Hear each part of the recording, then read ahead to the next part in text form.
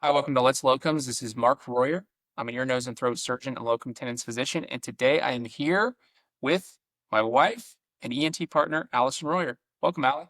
Thanks. I'm very happy to be back. So we have a weekend day at the end of a very busy week. That's right. We thought we'd give a quick update, talk about a couple of items that we've been getting a lot of questions about. Exactly. Tell us about our week. What have we been up to? Oh, geez. Well, we've had a very busy week. We started our week clinically at one of our rural health sites together, practicing ENT, seeing patients. We had a couple pretty complex patients. We actually had to reach out to a former colleague who had a particular area of expertise. So it was a busy, hectic couple of days in clinic. And then we took off for Missouri. And in Missouri, we had the opportunity to meet up with some long-term clients of Mhm. ours, their physician recruiting and locums department, and that was great. I had a good time doing that. Yeah, I hate to play favorites, but they're one of our favorites for sure. They were awesome. So we met with them and some of their new folks. And then we headed back to town and saw more patients at the end of the week. And now it's Saturday. Woohoo. We've been watching some volleyball and some basketball. And we've personally been pretty busy since we last recorded together. We had a birthday trip Yes, for we did. you that we planned kind of last minute, but it was pretty great. We did. We went to India. We went and saw the Taj Mahal, which has been towards the top of my travel list for a while. And it's taken a little bit of convincing to my better half, but we got there. I was a little hesitant to go. I mean, we obviously traveled a lot, but I kind of in my mind was like, okay, we're gonna take it chill for a little while. But when you texted, it was like probably about an hour. I was like, oh, we're not doing this. And then Do we have chill? I don't know. I don't we think we started have looking at chill. flights and direct from Chicago, which was pretty nice, 15 hours, Chicago to Delhi. We Yeah, it did was. Air India, which was a mixed bag. I had very low expectations going in. On the way there, it was great. Yeah. Even Yeah, the threw way you a there little was great. birthday, They flight attendants did. threw you a little birthday celebration. They did. They woke me up for it. It's just every long haul flyer's dream to get woken up for a birthday party fruit plate. But it And was good. It was so nice. They the were Taos nice. was really cool. So it was cooler than even I was expecting. It The, was the one yeah. time I've actually had like gotten goosebumps as you kind of turn the corner and see a building or a monument. Yeah, there was no, I mean, Insta was reality. Like it was incredible. It was, yeah, it was an incredible experience. I'm so happy that we've been there and seen it and experienced it. And I can't wait to go back with the kids. So I learned kind of three things that I think were relevant. One, getting anywhere in the world is possible, Oh, which is yeah. pretty cool from what we're able to do. Oh, You yeah. both have the resources, but also the flexibility in the schedule. The other kind of took takeaway was, just as far as the kind of the idea of a work-life balance and the fact that the US, we feel like we really hustle, especially in medicine. And we compare that to our colleagues in New Zealand Hmm. or Europe, where it's a 4-day work week or so much more holiday time. But I have to tell you, a country where they do not have a good work-life balance is India, man. Yeah, they They really don't. hustle there Yeah, they like do. 24/7. Yeah. It Went did for a seem run that one way. day and like, Certainly in the hospitality industry, which was what we were exposed to the yeah, most. yeah. And there were people out working even like the airport at 2 in the morning. It Well, was like that's true. Their airport is very, it's 24/7, 365, but they have that single, very large airport serving a city of 33 million people, and probably a catchment area beyond that. They are building a new one. another international Yeah. one, right? Yeah, Yeah. well, they need it. Yeah. So, but I was shocked because when we came in like at noon on a Sunday and it was like super chill. Do Yeah, you it remember was, that? It was like yeah. hardly Now that anybody you there. mention And then it, like the yeah. morning was absolute insanity and it was Yeah. like 2 in the morning. That's true. And then the third and final thing that I learned about locums, and this is one of those few times that doing the paperwork or just kind of going through the hoops was definitely worth it. And I would hope that anybody who does locums and travels abroad actually takes the time to apply for it because we put it off a long time, but it's global entry and learned that global entry is absolutely amazing. Yeah, we've had TSA PreCheck forever, like very early to that. And then because of where we live geographically, it's always been difficult to get global entry. And so timing it when you're coming back in and you have the kids with you and all of that is tough. And so we bit the bullet and actually took a trip to see a former residency colleague in his hometown of Huntsville, Alabama, and spent some time with him and his wife and really great kids. And then interviewed the next day and got global entry. And it was so great to just walk right on out of O'Hare. So, yeah. O'Hare is typically, if we're going to come back into the US in a place where they don't have customs on the departing airport, like I think Dublin does and Vancouver obviously does, like places like that. If we're actually coming to the US, I feel like probably 9 times out of 10, we're coming through O'Hare. And 10 times out of 10, it is just god awful horrible. I feel like there have been like 3 or 4 flights that have gotten off right before ours. There is a no few stand out as being particularly rough, but yeah, it's they don't really differentiate like pretty much lines like they do in universally other awful. countries. You're just kind of like you're either global entry or you're not. And yeah, that's true. Diplomat and crew is another line, but yeah, it is just terrible. So the difference could not be more striking when we had global entry. I mean, you literally walk up, you get your face like scanned. That takes 2 seconds. You walk on to the CBP agent. He just gives you a little plastic card, and that is it. But even when then you go out customs, you just like hand them the little plastic card they give you. It was absolutely unbelievable. So global entry, highly recommend that Definitely. you take the time to do that, even if it involves driving down to Huntsville, Alabama. Which was actually a good time. It's not a bad time at all. No. So another kind of hoop to jump through that we wanted to talk about that I think similar to global entry does have a lot of benefits is the IMLC. Yes. We've been getting a lot of questions about this recently in the different doctors we've been talking to. I think because it's expanded now to include about 40 states, give or take. Some are pending, so that's an evolving number. But I think it's about 40 right now. And because it's so many, we're getting a lot of questions from doctors about this. And so the IMLC is the Interstate Medical License Compact. And it's the idea that if you have applied through that, they essentially verify all of your credentials. And then once you have that background check that comes with that, all of the required paperwork and pay the fee, then if you want to get another state license in any other of those compact states, it goes very quickly and very smoothly.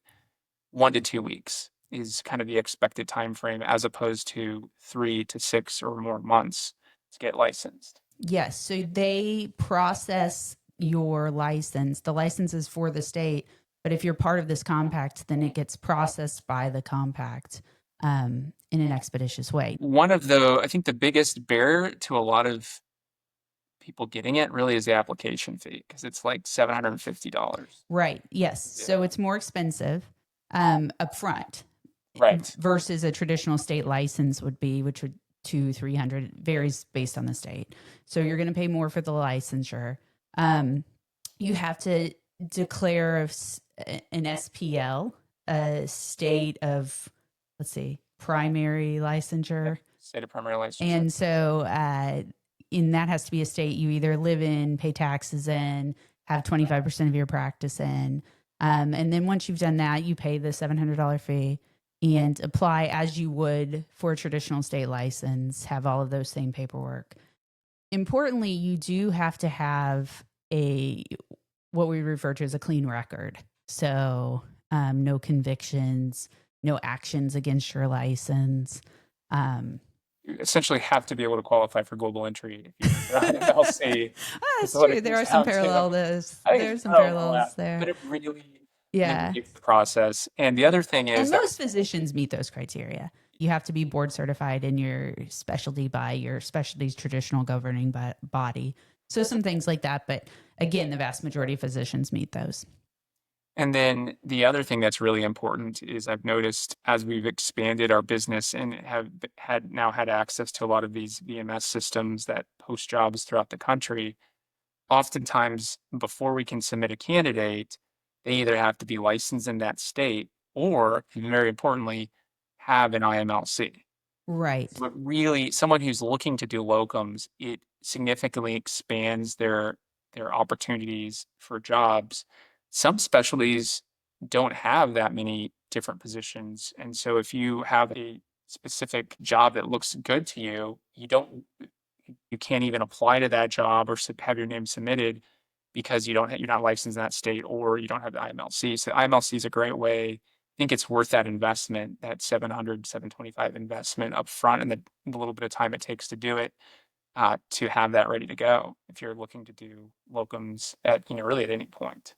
Yeah, I think it's important for physicians who want the flexibility to practice throughout the country to go ahead and get it done. So then you're eligible for any site that you're interested in.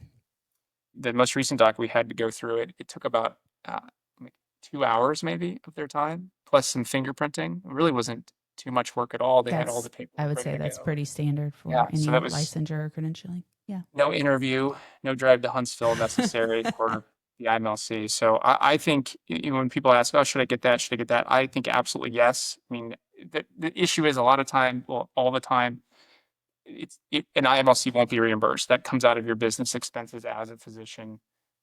You're doing it to work through not just one hospital, so it's impossible almost to get that reimbursed if you're using it to kind of work at different sites. But I definitely think of all the things that you can spend your money on to be successful as a locums doc. I would put it high at the top of the list. The other kind of exciting thing we had happen in the past 2 weeks was the Allison K. Royer Women in Otolaryngology Endowed Lectureship at the IU School of Oh, Medicine had that's its right. We third did. annual speaker, and that was a great time. It was. It was. We had an excellent speaker and a great lively discussion, and had a really lovely time.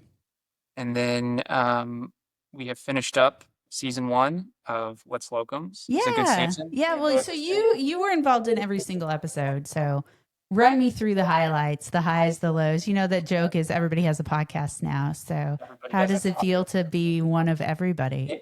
it feels great. It feels Yeah. great. It was a lot of fun. So what I was surprised by was a couple of things. One was hearing some of the downsides to practicing abroad. Oh, yeah. Really, That was that Dr. interesting. Dornfeld's Yeah. podcast really stood out Yeah. and it seemed like practicing in New Zealand would absolutely be the dream, but her experience in family medicine was riddled with downsides and Yeah. issues.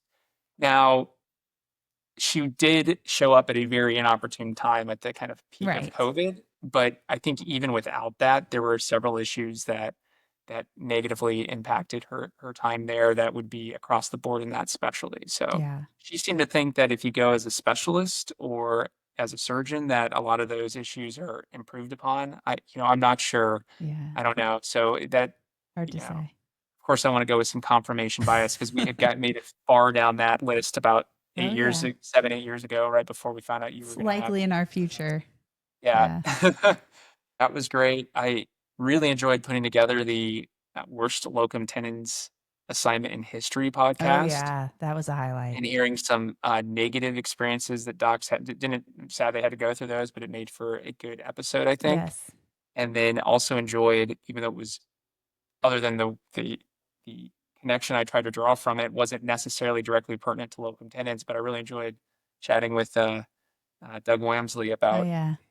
Arctic For exploration sure. history of the physician who had a very terrible locum tenens experience. And then it was just fun to kind of connect with some people that I knew professionally, but hadn't had an opportunity to really sit down and talk to them about their career and their stuff Yeah. they've done with locums. So that was a great opportunity to do that. We also got PA in and some CRNAs. So hearing the way locums is useful, even if you're not a physician, is really exciting. And so I think I've enjoyed it. We've already started some season 2 I was going to episodes. So, say, what do we have to look forward to in season 2? well, coming up in season 2, we get to hear from our vascular surgeon friend Okay. who's been working with some locums over in Missouri. We get to Okay. hear from our uh, actually a fellow IU School of Medicine graduate Okay. who is an interventional cardiologist, short-term rental expert now. Oh, that's So that interesting. yeah. So and then we've got a few more that we're working on scheduling, including some radiologists. I think another couple of maybe an OBGYN. So we've got some. What else are we going to cover? That's a great question. Hopefully more 3-day trips to the other side of the It world. was more like 5. It was 5 5 to days total, 6. right? It was, but Yeah. but we had the hotel for 4 Keeps getting nights. smaller. Okay, we came in at Sunday at noon. Well, We we flew out. landed Okay. Sunday at We noon. left our home Saturday morning Left our and home then we got Saturday back morning to Thursday drive to evening. Chicago, and then we came back Thursday evening. Yeah. Yeah, so that's 5 days, right? 5, 6 maybe. Yeah. Door Five to and a door. half, 6. Yeah. We've got some good ones scheduled. Should be a good season two. Yeah. Perfect. Anything you want us to talk about on season two? I think we've covered some really good material so far. Part of what I love about podcasting is you really can develop ideas on the fly. Like I wouldn't have said we should cover the IMLC, and then we've been asked about it a half dozen times in the last couple of weeks by different people. So I think it's for the moment is part of what makes it fun. So I'm sure we'll come up with some good I stuff. know the other thing I wanted to do for season one, but we were all too busy, was get some of our staff on who actually help with the Oh admin yeah. and Okay. everything. So yeah, that would be fun. Talk about it from their standpoint. Yes. Yeah. And then I'd also like to talk to one of these, the physician recruiter team that we met with for lunch Well, yesterday. yeah. She said she'd be interested, so that would be perfect. Because I I had to think deal with locums quite a bit. exploring those areas of expertise would be really interesting. And then one other little bit of news that was pretty cool was one of our episodes we talked about the Locumpedia recap. We did. And they just had a special edition come out, special report where they interviewed healthcare staffing leaders. They interviewed 8 and kind of asked what we thought the headwinds were, what we expected the growth to be, what we thought the role of AI was, and he got to be named as a locum tenens leader. That's right. That was That's pretty right. exciting, although I didn't realize when I was completing the survey that I thought it was anonymous.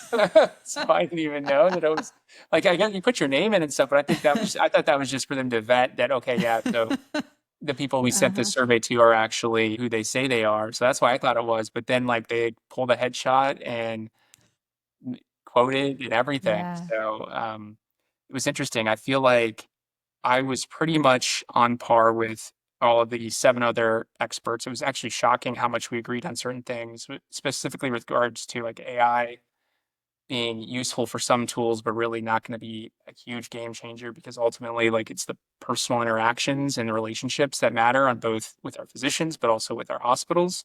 I think we talked about that during the Locumpedia episode that we did on their like forecasting. I think you and I kind of touched on that. Well, maybe we tainted the experts because they pretty They're much all listening to said the all of podcast. that. Yeah, there And you go. then growth, I think I was certainly more optimistic than what some of the Yeah. more seasoned, but we're also in that phase where we are still young compared to Mhm. like someone like CHG, Comp Health Weatherby, that company that has been around since the 70s, right? And they're not expecting to see nearly the growth that we've seen over the past couple of years and expect to continue to see. I think overall, from the industry standpoint, they really saw a huge growth over those COVID years, and they're expecting it to come down a little bit to I be see. more like a 5 to 10% growth rate for 25. I was Well, I looking more think optimistic than that for the industry. it's Because when we talked to all these people who are doing this, we talked to these young people who right. are doing this, and Right.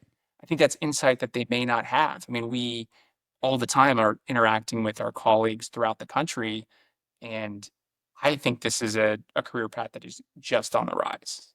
I agree with that. I think there's some economic instability right now, stating the obvious, and maybe people are uncertain in terms of how aggressively hospitals are going to seek out short term staffing, locums style staffing. It'll be interesting to see if that affects those interested in going into locums. I don't think that it will I don't because know that it will I either. think they're, depending on the situation, they're able to really command more of a daily rate than they otherwise would be able to if they were employed. I think COVID showed a lot. I mean, we had friends who like had their contracts like canceled immediately because of the emergency. So Yeah. you realize you don't really have that safety net that you would expect to have if you're employed. Um, and so I think I don't know. I think they're gonna be. I think they're undershooting the growth in the actual locum tenens field. But Yeah, certainly possible. all right, cool. Well, anything else? I don't think so. Keep on Fun trucking. trucking, as Dr. Miyamoto would say. Yeah, All right. Well, thanks so much. Thanks for joining us. absolutely.